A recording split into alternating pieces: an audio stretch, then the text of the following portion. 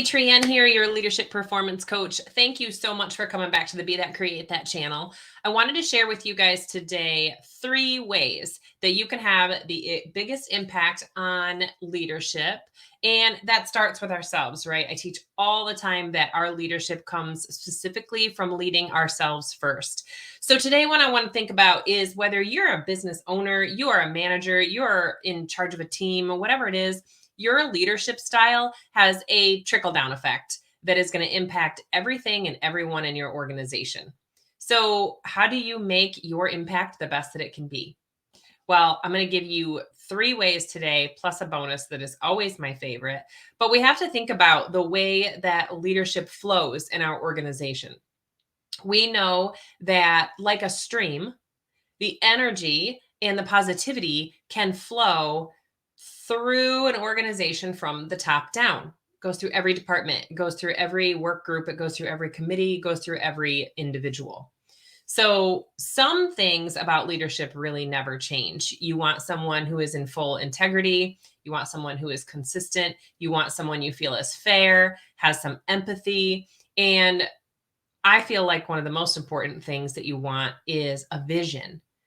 You want to make sure that that leader for that company has a vision for where they want for the team and for the company to go, but most importantly, for themselves. So there's a lot of different ways that leadership is changing these days, specifically the workforce demographics and technology. But leadership style can adapt. And it can also, if we don't adapt, really lose relevance. And people are going to start to be reluctant to follow a leader who, one thing that they're consistent with is that they refuse to change. There's a lot going on these days in the workforce. There's a lot going on in the companies, and things are changing quickly. And we have to be ready. We have to be ready to adapt to that. And the only thing that we know is going to consistently happen is that change is coming. So we have to be able to manage that change. And we also have to show that we are open to that growth, that we have a growth mindset. So an organization that has a really strong leadership, has a really strong positive culture, feels really natural. It feels really authentic. The open communication at all leadership levels is really important. And putting it out on the table, the team really understands the vision, the goals, and they have some sort of input into what that vision and those goals can be and how they can be achieved. Employees and team members want to really feel a strong connection to the organization, to the purpose, to the vision, to where it's going. And they want to know that they have something to do with that. When leadership is not there, when they don't have a specific person that they can follow, then the culture feels toxic at its worst. Communication from the leaders to the employees is like meaningless. It doesn't hold any weight or value because they're not used to that person holding on to their word. This becomes filled with rumors and backstabbing and people trying to one up themselves and a lack of trust. And employees just have no idea how they fit into the team's vision or the organization. And they don't really understand how, in that big picture, they're so important in order to make things happen.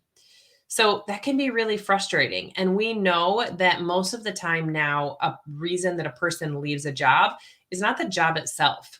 It's the people that are leading them or the people that they're working with feeling like they're not valued, feeling like they're not seen, feeling like they're not heard. So we want to work together to change that, right? Well, the first thing that you can do to have the biggest impact on your leadership is being authentic. Authenticity or leading by example. So there's really no substitute for this. You are who you are. You are who you say you are. No matter what room that you go into, you are consistently showing up in your values and what your team expects you to show up like. It doesn't mean that you can't have an off day. It means you can have an off moment and then you self-regulate and then you go back to that authenticity. Now, yeah, sometimes leaders' interactions with employees, you can't tell what their values are. Like they're covered up. They're not natural. It's almost feels like they're hiding something.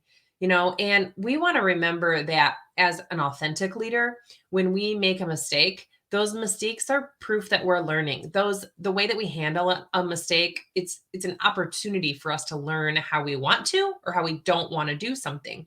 And when someone makes a mistake and your leader becomes angry, then the employee is like, am I allowed to make a mistake? Am I not allowed to make a mistake? Don't you make mistakes? Right.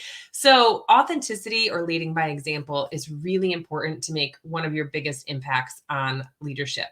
So, good leadership is going to really focus on building those honest relationships with employees. We're going to make sure that we're throwing in some value, that their input is important, and really help guide people's actions as a mentor rather than feeling like we need to one up them or we need to know more than they do. We want to make sure that we are staying authentic to ourselves. The second thing that we want to think about when it comes to really making the biggest impact on our leadership is communication. So, honest, positive, clear communication can really energize and engage a team like nothing else. If you communicate with your team with some enthusiasm and a belief in your vision, your team's going to follow. And most of the time, they're going to mirror or match that energy. Plus, they're going to help you working to fulfill those goals in more of a stronger buy-in cooperation type of style.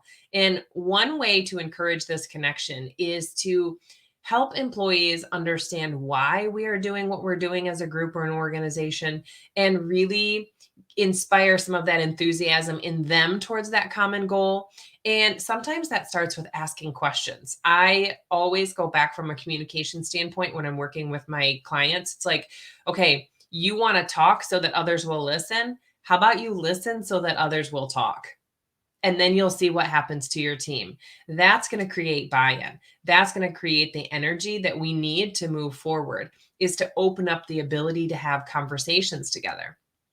The third thing that we want to look at when we're talking about having the biggest impact on our leadership is people building, developing the leadership that's on your team. So empowering the team. And I've talked a lot about this in my trainings, but a great culture means we need to have a great team. It's not a one person show. And we want to think about ways that we can be supportive to the other people that are on our team so that we can create effectiveness across the board. So, good leaders really think about their employees' strengths, and they help employees start to contribute some of those strengths where they can see them on their own. They take the time to notice, they acknowledge the good work, and then they also make sure that their people feel really valued because they receive regular, meaningful feedback.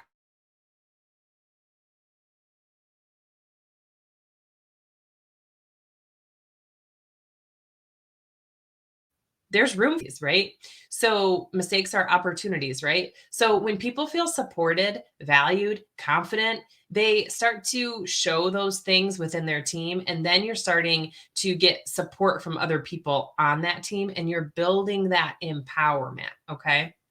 Number four, I'm going to give you a bonus today. So, number four, for you to make the biggest impact on leadership of your team is to reach out when you know you need help. They say it takes a village to raise children. Well, it takes a community also to build a business and to build an entrepreneur and to build a leader. While you're growing your leadership skills, it's going to help you to get some mentorship, to gain some guidance. And it's also going to be a way for you to gain credibility with your team because they see that you are in that growth mode and growth mindset, just like you are expecting from them. And then again, they're going to recognize that you have that buy-in to the vision of the company, and they're going to see more where they can fit in because they're going to be leading by your example. So in terms of leadership, if you do nothing else over the next month but grow your skills in authenticity, communication, and your people building and empowering your team and learning when to reach out when you need help. If you do nothing else but those things, it's at least going to help give you some credibility, like I mentioned, and you're going to see a dramatic change in the positivity of your team and your culture. And remember how I was talking about like even streams, everything flows down the hill, right? Then when we are thinking about our groups and organization, however we start at the top, that authenticity, that communication, that supporting that your team through their own levels, through reaching out and showing that, you're trying to learn too.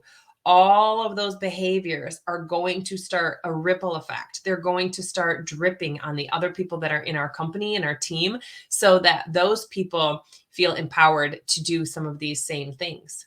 Remember that the first person that we have to lead is ourself. We are creating a leadership lifestyle and we're creating opportunities for other people to also create a leadership lifestyle for themselves. No shame in the game, no blame whatsoever, but always uplifting. Okay. So everyone deserves to be led well, especially you. And I want to make sure that these type of trainings help you the most to lead yourself and your teams so that we can create that positive ripple effect across our organizations. Thank you guys so much for jumping on, and we'll talk to you soon. Bye-bye.